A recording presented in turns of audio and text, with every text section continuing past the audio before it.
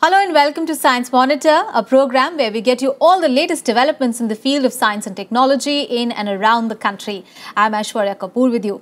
So let's get going, beginning with the headlines. Reviewing progress and charting future course, DST conclave successfully concludes in Hyderabad. With fruit flies as models, blood disorders may now be easier to tackle. Shrinking shark population. Experts ring alarm, draw up a national action plan. Poor sanitation may result in premature childbirths, says a new study. Indian researcher helps discover a breakthrough cure for malaria. And in our focus segment today, we will understand the role of light in life of plants and find out how do plants use light. And now the news in detail. The Department of Science and Technology has played a pivotal role in promoting science and technology in the country. And it is indeed one of the reasons that India today is a scientific superpower in the world. Now, celebrating its success and charting the future course of action, DST recently concluded a two-day conclave in Hyderabad. The conclave saw the participation of many prominent personalities. More in this report. India is today one of the top-ranking countries in the field of scientific research and technology, with 13% growth rate during the last few years. Today, India has a global average of 4% in scientific publication and is ranked third in the world in terms of scientific publications in the area of nanoscience and technology. Reviewing its achievements and charting the future course of action, the Department of Science and Technology organized a two-day conclave in Hyderabad during 6th and 7th July. The two-day conclave was inaugurated by Union Minister of Science and Technology and Earth Sciences, Dr. Harshvardhan, and aimed at brainstorming on the achievements of the ministry and setting the future directions for implementing science and technology-based interventions for meeting the challenges faced by the country. We have all agreed that there is a need to refocus and reorient our research towards making science more useful for the people and the society. The conclave was attended by Secretary, Department of Science and Technology, directors, heads of statutory bodies, 21 autonomous institutions, Survey of India, National Atlas and Thematic Mapping Organization, and program divisions of Department of Science and Technology. Professor Ashutosh Sharma, Secretary DST, emphasized the role of DST in promotion of basic research on new and emerging areas which had led to the emergence of several new science ministries and departments such as environment and forests, new and renewable energy, biotechnology, scientific and industrial research, and earth sciences. It's a process and the outcomes were very many and very good. So first of all, that we resolved to do several things. One is how to make our systems more efficient in terms of delivering the knowledge, generating new knowledge, as well as delivering the projects. We also brainstormed about what are the needs of the society, what are the priorities of the country, and in which ways can we actually move in that direction by using science and technology. Speaking on the occasion, Dr. Harshvardhan called upon the scientific fraternity to develop science and technology-based interventions to achieve global competence and for the betterment of humanity. Dr. Y.S. Chaudhary, Minister of State for Science and Technology and Earth Sciences, also addressed the audience and encouraged the scientific institutions to work in a network mode and connect research and development with the needs of the people.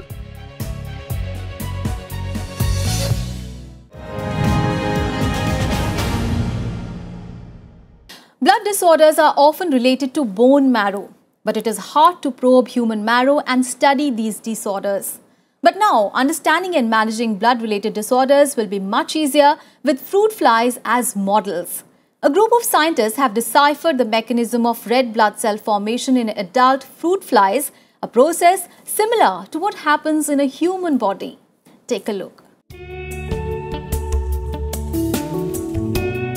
Fruit flies, or Drosophila as they are scientifically known, are widely used as a model organism to understand genetic and cellular mechanisms and study human diseases. This is because the basic cell machinery, development and gene regulatory processes of fruit flies are highly similar to humans. Now a breakthrough discovery makes it possible to use fruit flies to find cures for human blood disorders, including blood cancers. The findings come from the team of Dr. Lalitika Mandal at the Indian Institute of Science, Education and Research, Mohali, who has discovered that fruit flies develop blood cells in a way very similar to vertebrates, and they continue to be formed even when a fruit fly is an adult. Drosophila shares about 80% homology of the genes that are present in us, right? So we ask a question in Drosophila and try to understand what would be predicted in human or in higher vertebrate, right? It's a very simple analogy that you have to look at the blueprint of development and then you try to accumulate that or assimilate or assume what else can come in a complex individual. Dr. Mandal and her team, using powerful genetic and molecular cell biology tools, have discovered hubs of progenitor blood cells in adult flies, which undergo division to produce new blood cells. They have also discovered that different types of blood cells are present in adult fruit fly. This is much similar to the process of formation of new blood cells in humans. For example, in blood cancer, what goes wrong? You have a tremendous number of amplification of hemocytes, and these hemocytes go and invade in different structure, metastasis happens and the animal is killed. The human being is killed, or the mouse model is killed, whatever. How can you prevent it? You can prevent it by stopping the migration of this metastatic tissue. This is one way you can do it. So people render chemotherapy, right? But because of chemotherapy, normal cells are also dead. You can't really handle it at that time. So we are looking forward for some therapy which is beyond handling the cancer cell, directly handling the cancer cell, something which will actually destabilize the cancer cell. This study challenges the conventional belief that blood cells in the body of a fruit fly are formed when the insect is in the larval and pupal stage, and that blood cells of adult flies lack the capacity to divide. According to experts, this new knowledge offers immense potential for understanding human blood disorders like blood cancers, wound healing in diabetic patients, and genetic disorders, and finding new cures. The result of the study has been reported in the journal Developmental Cell.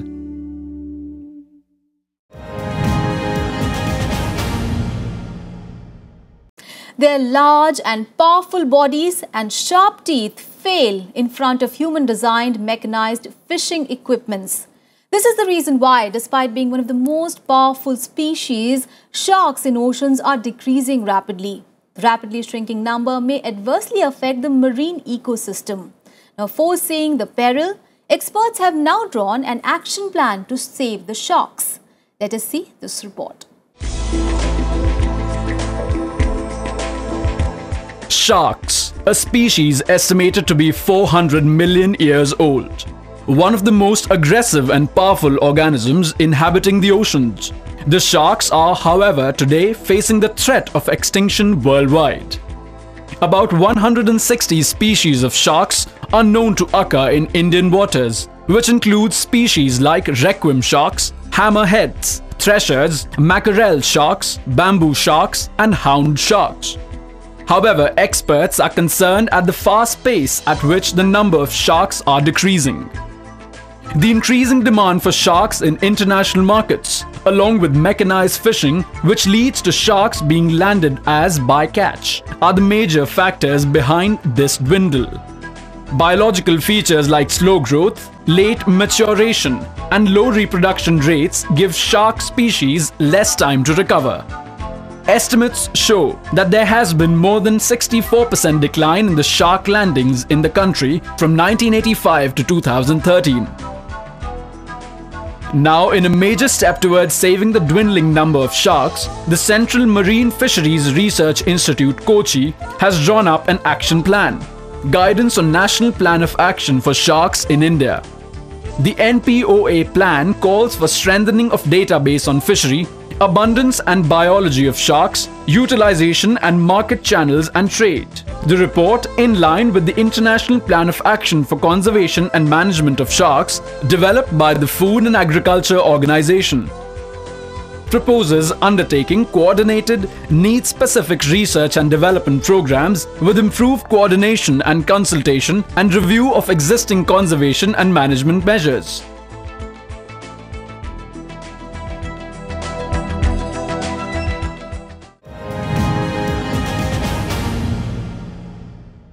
We all are aware the role sanitation and hygiene plays in maintaining good health.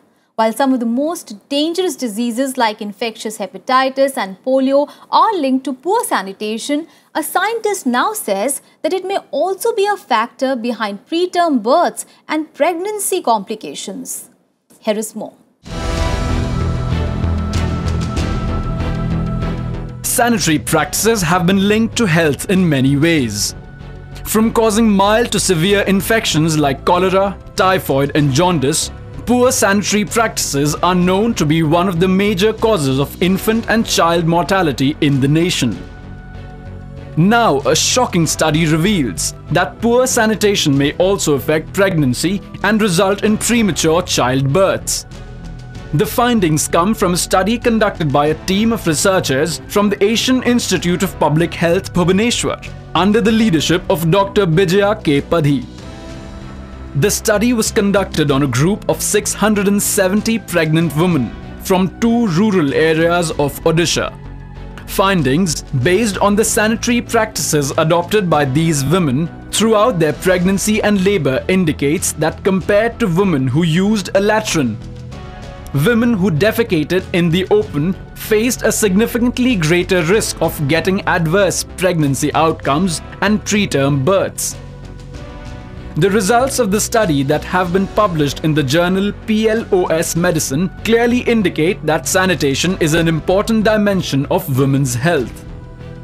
It assumes more importance as it is estimated that at least 636 million Indians lack access to toilets, posing huge threat to health and security, especially of women. Proper sanitary practices and making use of toilets can go a long way in ensuring maternal and child health.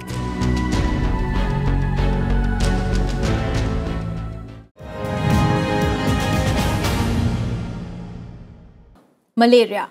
Malaria continues to be a persistent disease burden, especially in the developing countries, and it claims millions of lives annually. But a highly effective and non-toxic drug to cure malaria will now be possible with the discovery of a key protein of malarial pathogen. Interestingly, the team that made this breakthrough has an Indian scientist on board. More in this report.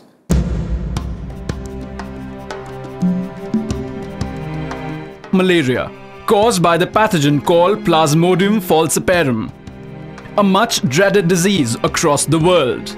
Despite the advances made by medical technology, presently about 3.2 billion people, that is almost half of the world's population, are at risk of malaria. Researchers across the world have been trying hard to hit the Achilles heel of the pathogen Plasmodium falciparum, one protein whose disruption will jeopardize the life cycle of the pathogen and stop malaria. Now it looks as if scientists have finally hit the spot. In a recent research carried out by a team at the Medical Research Council's Toxicology Unit based at the University of Leicester and the London School of Hygiene and Tropical Medicine, researchers have identified a key protein, kinase, that if targeted stops malaria. Besides being encouraging news, it is also a proud moment for the nation. For the team comprise an Indian researcher, Dr. Mahmood Alam, who hails from Lohardaga in Jharkhand. According to experts, the newly discovered protein kinase plays a central role in various pathways that allows the malarial parasite to survive in the bloodstream of humans and invade the red blood cells. The study offers scope for designing novel anti-malarial drugs with least side effects and safe for the use of children and pregnant women. The team has used cutting-edge technologies like phosphoproteomics to identify and characterize proteins containing phosphate group and chemical genetics, where synthetic chemicals are used in combination with introducing genetic changes to the DNA of the parasite to make the discovery. The study that has been published in the journal Nature Communications has been funded by the UK's MRC and the Wellcome Trust.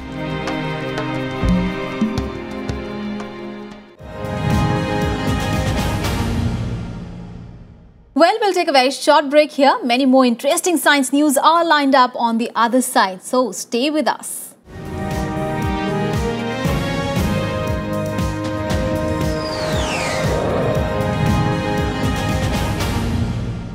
Welcome back after the break. You're watching Science Monitor. Let us now have a look at some important science and technology activities happening in India and abroad in our next segment, Science Express.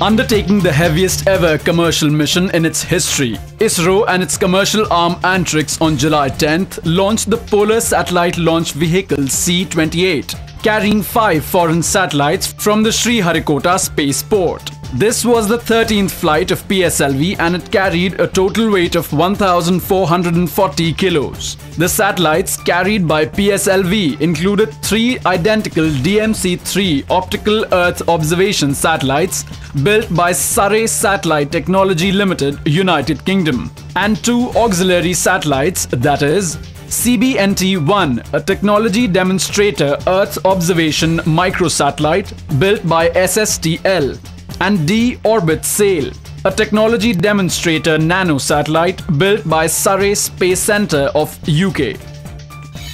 In a radical new step towards ensuring effective waste management, government has decided to recognize the services of rag pickers. Under the new scheme, a national award with a cash prize of Rs 1.5 lakh has been instituted, which will be given to 3 best rag pickers and 3 associations. The awards are to be given on the basis of innovation of best practices in waste management. It is expected that the step will go a long mile in ensuring a cleaner and greener India. In what can be termed a spectacular celestial event, NASA's Solar Dynamics Observatory has successfully captured the video of a solar eruption. The video shows the phenomenon of solar material erupting off the sun and traveling into space as a giant cloud of plasma. The process is called prominence eruption and the cloud is called a coronal mass ejection. The process is not visible to naked eye. However, the Solar Dynamics Observatory observes ultraviolet wavelengths of light which are then turned into images. According to experts, the video will help in furthering the understanding of the physics behind such solar eruptions. The Solar Impulse 2 and its Swiss pilot André Borschberg, who earlier made headlines, is once again in the news after making a record-breaking 5-day non-stop solo flight across the Pacific Ocean from Japan to Hawaii. The 120-hour voyage without any other fuel than solar energy has shattered the 76-hour record for non-stop flight by the late American adventurer Steve Fossett in 2006 on the Virgin Atlantic Global Flyer. Solar Impulse 2 took off from Nagoya, Japan on Monday on the 7th leg of the journey and landed on Friday at Kalaeloa, Hawaii, after 5 days and nights. The feat has proved the robustness of solar technology as an option for future travel.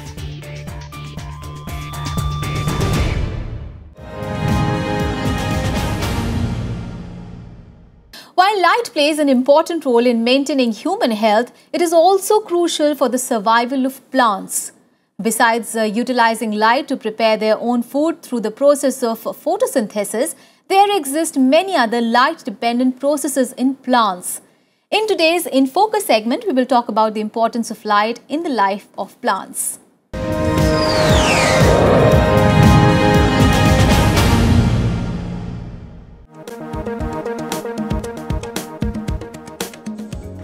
Plants constitute more than 9/10 of the total biomass on Earth. That is 70 billion tons. They form an important component of all ecosystems: land, deserts, aquatic and marine. Plants play a major role in maintaining the energy balance on this Earth. These also offer many ecological and economic services to mankind. They are able to do all this because they have the power to capture light. As 2015 is the International Year of Light, let us celebrate the way plants respond to light and how light in turn plays a crucial role in plant functioning and metabolism. The ways plants respond to light is a fascinating topic. Plants dominate the earth because these can capture sunlight and convert it into chemical energy through the process of photosynthesis. This conversion of light energy by photosynthesis yields approximately 100 terawatts of power annually, which is 6 times the power consumption of human civilization. Photosynthesis supports life on the planet, from microbes to humans. In plants, light is absorbed by chemicals which are basically protein complexes that contain green pigments called chlorophyll. These proteins are held inside ultracellular cell organelles called chloroplasts, which are most abundant in leaf cells. Thus, the light energy is used by plants to manufacture their own food. That is why plants are termed as autotrophs. It is the light energy only that makes plants self-sustaining units, and other life components such as primary and secondary consumers depend on these. Harvesting light energy at times can be dangerous to photosynthetic cells. Captured energy has the potential to be toxic as a consequence of the formation of reactive oxygen. Plants have evolved a series of mechanisms to negate and mitigate such damage. These include sophisticated light, energy and redox status signaling networks that allow plants to adjust photosynthetic function. Plants respond to these signals by modulating the structure and interactions of the core photosynthetic complexes, deploying energy-dissipating mechanisms and altering both whole plant and cellular architecture to optimize light capture and minimize photo damage. Besides photosynthesis, that is the fundamental process that makes existence of life possible. Plants also respond to light in many other ways. Light affects the rate of plant growth. Plants that grow in bright light are called heliophytes or sun-loving plants, and that grow in shade are called skyphytes or shade-loving plants. Plants over the period of evolutionary history have adapted to various light regimes and grow in various forms. The directional response of seedlings towards a light source, phototropism, is essential for the rapid orientation of recently germinated seedlings to maximize light capture for photosynthesis as early as possible following germination. The texture of the leaves is also affected by the amount and intensity of light falling on the plant. The plants that grow in bright light have shiny surfaces that reflects the light falling on them, so that plants are not affected. Shade plants have dull green leaf structures. Many scientists are trying to understand how light regimes work. Dr. Winslow Briggs' lab has long been a world leader in discovering the mechanisms by which plants sense and respond to light. Winslow's lab identified the blue light receptors that drive phototropism, the direction of growth towards light, and chloroplast positioning. This discovery was recognized by the International Prize in Biology in 2009. Year 2015 is looking for many more breakthroughs in plant sciences as well.